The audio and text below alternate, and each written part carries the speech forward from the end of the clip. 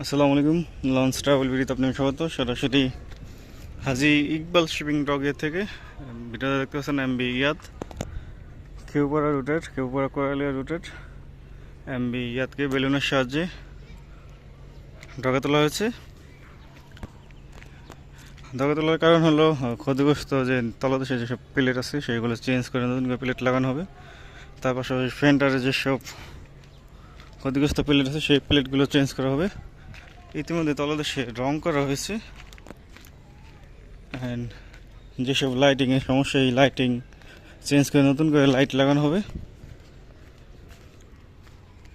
And পুরো বডিতে রং করা হবে। দেখতে পাচ্ছেন নিচে রং করা হয়েছে। এই যে ক্ষতিগ্রস্ত যেসব প্লেট যেটা বললাম এই যে ফেন্ডারের এই প্লেটগুলো চেঞ্জ করে নতুন প্লেট লাগানো হবে। যেহেতু আজকে শুক্রবার কাজ কিছুটা বন্ধ রাখছে আপাতত। এই যে এইসব এই প্লেটগুলো চেঞ্জ করে এখানে প্লেট লাগানো হবে। যতগুলো ক্ষতিগ্রস্ত প্লেট আছে সবগুলো প্লেট লাগানো হবে। এই যে এই বেলুনের সাহায্যে তোলা হয়েছিল,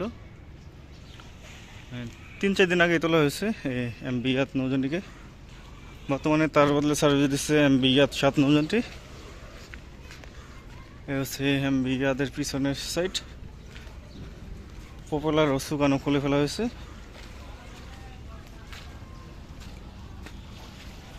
এ হচ্ছে সুকান, পপুলারে খোলানো হয়ে গেছে। এই জায়গাগুলো ঘষামাজা করে তারপর রং করা হবে।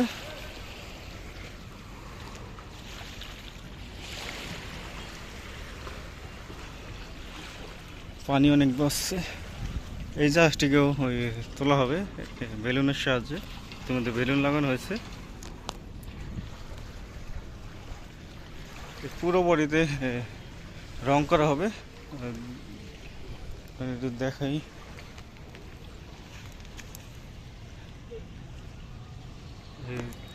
তলদেশে প্লেট চেঞ্জ করানোর জন্যই মেন ডগে তোলা হয়েছে। ফুটা অংশতে পানি পড়তেছে দেখতে পাচ্ছেন। এই ফুটার অংশগুলো চেঞ্জ করে এখানে প্লেট লাগানো হবে নতুন করে। এই সাইডেও ফেন্ডার অনেক ক্ষতিগ্রস্ত হয়েছে। এই ফেন্ডারগুলো চেঞ্জ করে নতুন করে ফেন্ডার লাগানো হবে। হয়তো 1 মাসের মধ্যেই সার্ভিসে ফিরবে, যেহেতু বেশি কাজ নেই।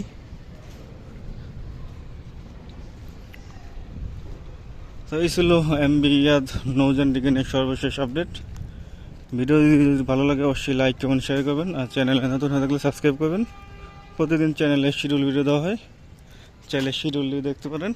তাছাড়া অন্যান্য ভিডিও দেওয়া হয় সন্ধ্যা 6টায় ও রাত 8:30টায়, 2টি করে ভিডিও দেওয়া হয়। সো এতক্ষণ সাথে থাকার জন্য অসংখ্য ধন্যবাদ।